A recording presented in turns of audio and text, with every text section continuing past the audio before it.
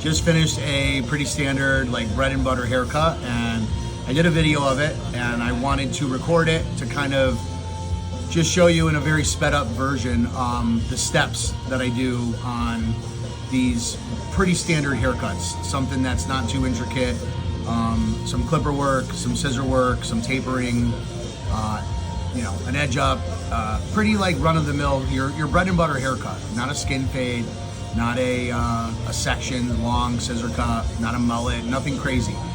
Just something that's kind of like textured, swept over, just like, your run of the mill client. So I took a video of it because I think it's important to have a system for haircutting. And I figured I have a pretty efficient system. This haircut was, and I did some beard work, not much, but I did do some beard work and tapering, and the whole haircut took me about 28 minutes. So it's good to have that system for efficiency and just for like peace of mind to keep you on track and to stay focused during it. So here it is. Again, nothing crazy, but pay attention to more or less the steps and the techniques, and see if you can implement them into your style of cutting to maybe save some time or to improve your process. Okay, so just follow along with the steps. I'll try to tell you a little bit about the tools I'm using and some of the products. This is a cordless 76er. It's got a number 2 blade on it. And as you can see, I'm just kind of like chili bowling them here, scooping out, using the comb to control the hair, not going up too high, and we're not going too tight. As soon as we're done here, we're gonna shampoo him. He'll come back to the chair wet. I'm using a little grooming tonic from Ruzol. These are my Hanzo Talon shears. Now, because he wears it without a part and swept over, I'm just using these like radial sections where I'm combing the hair towards the direction he's going to be styling it in. And then I'm just kind of like rounding it out to the side of the head to avoid having a distinctive parting. I'm just making that connection to that hair that we preserved in the parietal area of the haircut. Now I'm taking some of that excess length, just squaring it up, making a rough connection basically to the hair that I left behind during the first part of the haircut when I used the clipper. Now I'm just cross-checking. I'm gonna do some like point cutting, some slide cutting. Sorry if I get in the way there. That's unfamiliar process for me to record these things like this, so I'm doing my best to show you as much as possible.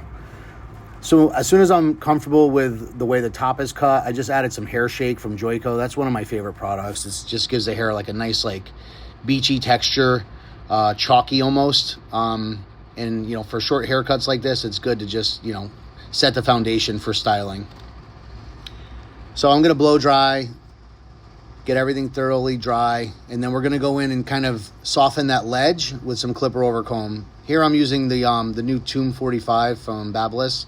I actually really like it. It's got a really, really nice soft cutting effect. As you can see, once you get really comfortable with clipper over comb, it really speeds up your hair cutting process so much. And depending on what combs and blades on the clippers you're using, it just creates such a soft effect.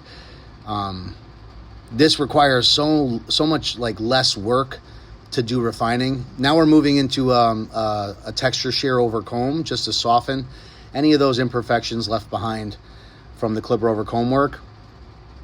And I really love that comb I'm using there. That's a YS Park barber comb. It's got a little spine on the back of it too, so you don't have to keep rolling the comb. You could just kind of go up and down with it to recomb the hair.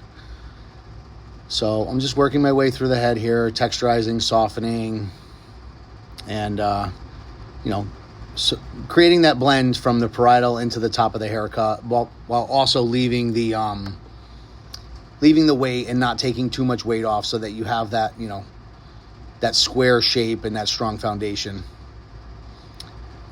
And I think from here, almost done with this part of it, we're gonna move into a texture. Yeah, we're gonna go with a more creative texture shear from Hanzo again. And then this is a wide tooth, like a detangling comb. And I kind of just like run it through the hair going in the opposite direction. It helps me cross-check the haircut, but while also adding a lot of texture to the haircut. So that's a really cool technique that I use. Now we're just going in with a Magic Clip Gold, and I'm gonna just taper the sideburn to just add a little more, a few more style points to the haircut, and then to give him a little more distance in between haircuts by getting that sideburn area nice and tight.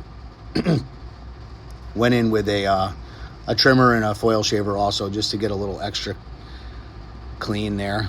Now we're just doing the neck. He had a really kind of like narrow and like weird neckline, for lack of better words. Sorry, Kevin. The taper is like a no-brainer for this type of haircut, or hairline, I should say. And I'm just doing my best to blend into the salt and pepper and just kind of give him a nice soft taper from the neckline into the back of the haircut without going too high or too aggressive. So stay with me. We're almost done. We're going to move over to the next sideburn. The same thing. I'm just tapering the beard down slightly. And we're going to clean up his beard a little too in a second. But the main point of this video is to show you guys the whole process, and to basically, it's important to have a step-by-step so that you're staying on track, and then you're also not having to think too much during the haircutting process. You want to be very efficient in your steps so that you're moving, very, very much with intent, so that you're not like second guessing or doubting yourself or worrying about, what to do next. Sorry, phone's ringing. And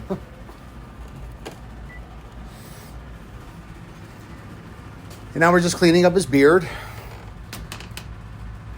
And like I said, nothing too fancy. I'm just cleaning up his lines for him. We tapered down from the sideburn and such.